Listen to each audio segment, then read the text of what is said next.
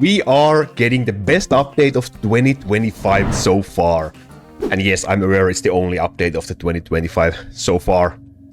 But anyway, let's go through the things we are getting. So keep in mind that this is recorded in the beta test server, so anything and everything might change before the official release, which I hope is soon. Let's go through what we will be getting. Starting from the most interesting change, and that is that towers can now use items. Yep, those are E-tier items on my death form, as you can see over here. And yes, this means you can get CDE lines, at least for the towers, or you can use damage lines to boost their damage output even further. So a tower update, a towering update for sure. And how you can do this is through the skill tree. So the skill tree will be having some changes, and down here we will have the tower slot, the skill tree section improved from the current version. So starting from the tower orb slot activated, we now have an slot that will activate the item slot for the towers. And this does not work for tree or trophy or mirror, but for the other towers this does works. And next to this we have the options that will unlock A grade and S grade items for your tower. So exactly the same way as Town Archer items work in the top right corner of the skill tree. This is exactly the same replica of that. In here we have the properties that you wanna use for the items. So critical damage, attack speed, damage percent, and elemental damage properties, depending what lines you want to use on the items.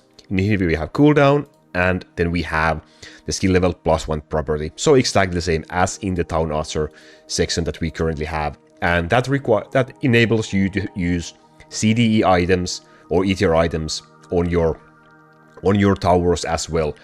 But you do require to get a rune. Yes, you are seeing correctly, there is a rune now that says can be equipped to towers. So again, exactly the same way as with Town Archers, exactly the same replica. This drops from the expert dungeon, from the green boss, and it has the ability to equip the items for the towers. Same as the Town Archer rune, which drops from the two-headed boss from the expert dungeon as well. This does have a lot better drop rate, because the monster has a 40% chance to spawn instead of 10% compared to the time that one drops Town Archer runes. So nevertheless, it's going to be a lot of farming to get these runes, depending how many we will be needing. That remains to be seen, but at least, if nothing else, everyone can get just 2 runes and get 2 CDE lines for free, basically, for their build. So that's at least something that will happen, so you can get like free cooldown boost for your account at least. Another change we are getting for towers is that, as you can see, maybe next to the death form in here, some towers now have a new promotion or new skills, basically. So the death worm now has a small worm in addition to the death worm that deals a little bit of damage. And also the burning tower now has a fire fairy, so it's just an extra unit that shoots fire next to the tower. The frozen tower also does have a ice fairy, and the thunder tower has a lightning fairy. And yes, chain lightning items work on thunder towers, at least for now. I'm not sure if that's going to be available after beta. It might be fixed, but nevertheless, if you're using lightning, just this lightning fairy will be an instant boost for your early game lightning build. So I guess lightning users might be having a field day today. And also the Thorn worm will have a secondary skill that will summon like an area on this ground that will slow enemies hit them for the duration of 5 seconds. So you can see them in here, all 4 of these. So there's this little icons next to the towers, and if we go and start a battle, let's just do this. You can see the small icons shoot something on their own, and there's the pit trap in the middle of the screen from the worm. Of course, we are not winning a battle with this, but you can see how they work. Basically, it's basically free damage for every tower, and now that you can use items, potentially some towers will be more usable. We have to do a lot more testing to actually figure that out for sure, but yeah. And like I said, lightning tower should be just instantly buffed, except there's a change to the mirror. So no more 3 thunder towers.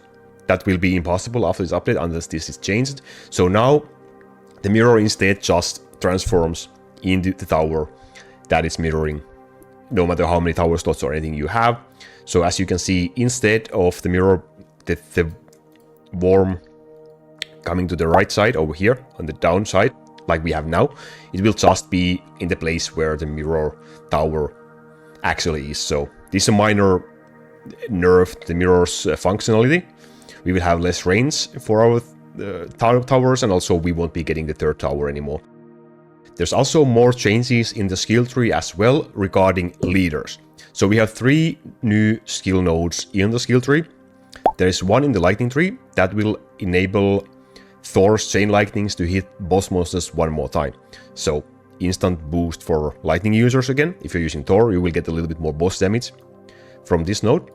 In the ice tree, we have a node that will give Zero's frost skill 25% chance to freeze. So instant crowd control buff in that way, and at least for Hell mode, for example, for Zero, instant buff.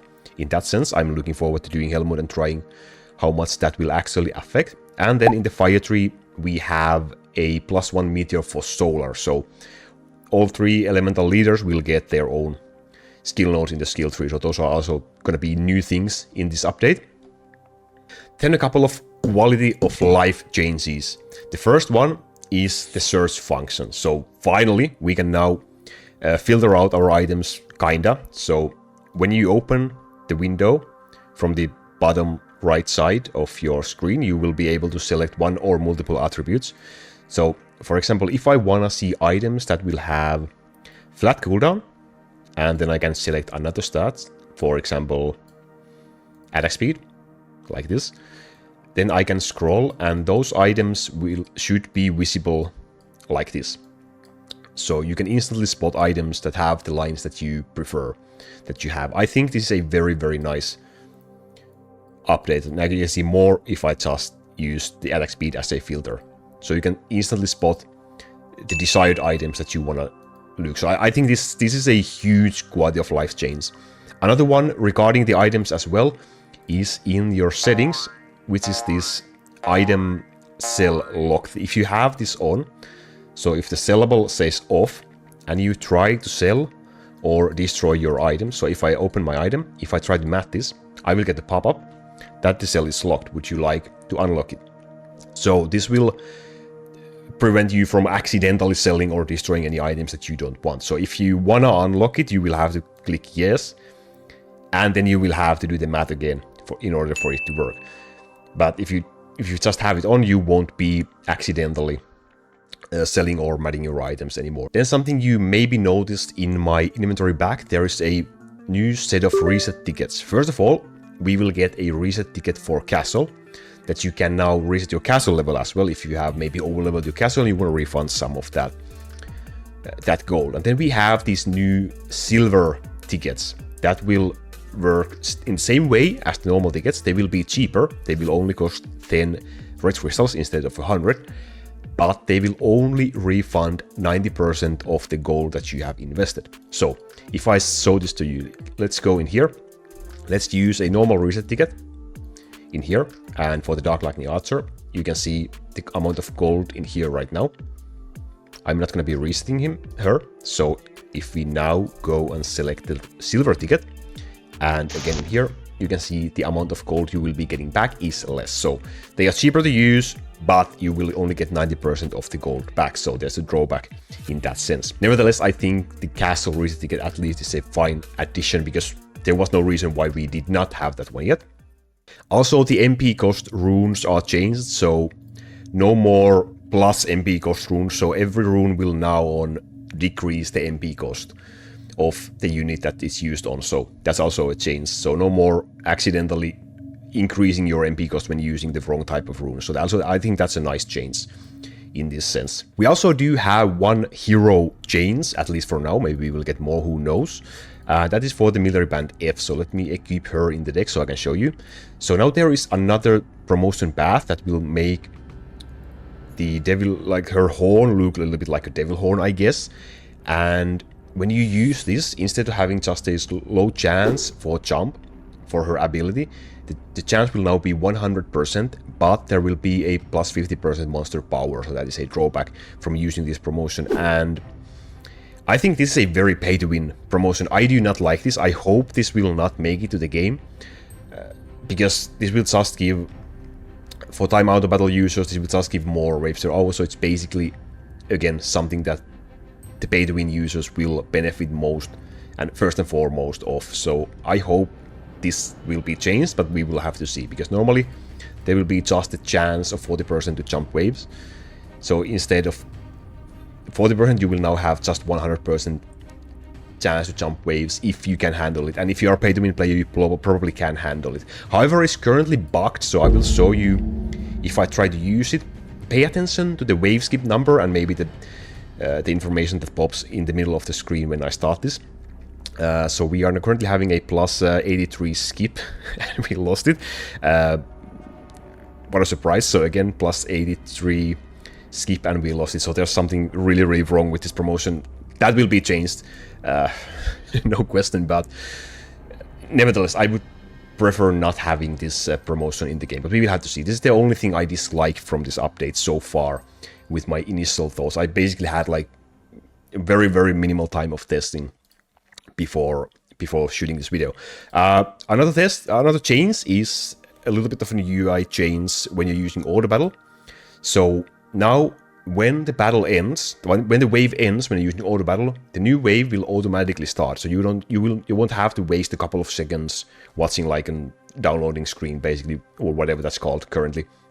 And you will also have the chance to skip waves with crystals during every auto battle wave. So you don't have to do any kind of canceling. You can just keep the auto battle running and do the skips whenever you want. So I think that's also a quality of life change. It does make skipping with oranges a little bit faster and easier also, but I will still say, because I can now just press a plus 30 skip in here instead of doing anything else, and it will just keep on running on its own. That's really, really convenient. And this kind of negates the need to do wave canceling, which is something that maybe some people did. I never really bothered to do that, but at least that's not the thing anymore with this, because of how this new auto battle function will work. If you wanna cancel the auto battle, there's the new pop-up window in the bottom left side of your screen. It looks a little bit weird if you ask me, but maybe it will change to a better looking one, I don't know. But as you can see, when this wave ends, there will be a window in the bottom left side in here. Stop battle, bam, there we go. Also, as you probably saw, slingers are spawning or doing something a little bit weird in here. I'm not sure, that wasn't mentioned in the past note as far as I'm aware, but maybe this is just a change functionality, or maybe this is just something that happens in beta. We will have to see. It does help them probably survive a little bit longer, because they won't be, all of them won't be affected by the poison meteors, so that might be a great thing. But we will see. I'm not sure if it happens with other summons. I haven't had any chance to try yet, but I think it's kind of it looks weird to see slingers being all over the place instead of just standing in front of the castle. But hey, I kind of like it as well. What do you think? Let me know what do you think about that one. Those are the changes so far. Again, keep in mind, this is the beta test server, so everything can change before the official release. Personally, I would like to see the military band female skip thing changed, well, at least fixed. Or maybe it's not fixed. If it's not fixed, then no one can use it, because it's not possible to win a wave skip like that. But anyway, I don't really like that promotion. But all in all, I think it's a pretty solid update, the best one so far for this year. Let's hope it's not the only one, but let's hope we get these to the live servers as soon as possible. I think the small worm is absolutely adorable, by the way. What do you think? Let me know in the comment section. What is the most interesting thing for you regarding this update? Is it the towers? Is it our items? Is it the new skill nodes for the leaders? What are you looking forward most? Let me know in the comments, and we have to keep on trying, testing different stuff. So if you have any questions, if you wanna try the beta yourself, check my Discord server and check out the announcement channel in there. The invite link to my Discord will be in the description. So thank you. We will continue testing out the beta. Bye bye!